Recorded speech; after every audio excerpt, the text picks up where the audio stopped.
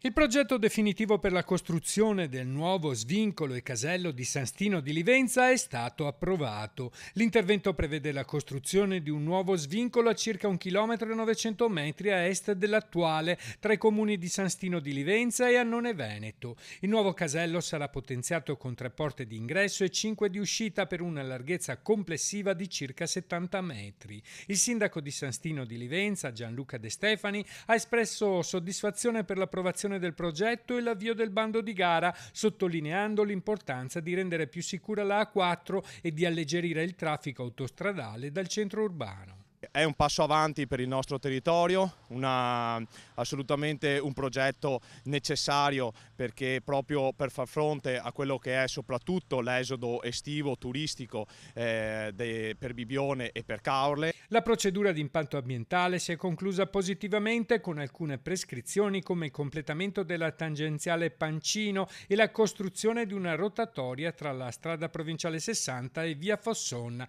La dichiarazione di pubblica utilità ha avviato la procedura espropriativa per l'acquisizione delle aree necessarie. Un'opera essenziale, fondamentale per mettere in sicurezza questo tratto e appunto poi col completamento e anche con la realizzazione della terza corsia andremo a mettere in sicurezza veramente un tratto difficile che è stato molte volte oggetto di incidenti purtroppo anche mortali. Il bando di gara per l'affidamento della progettazione esecutiva e dei lavori di allargamento dell'autostrada tra San Donà di Piave e Portogruaro è previsto entro la fine del 2024.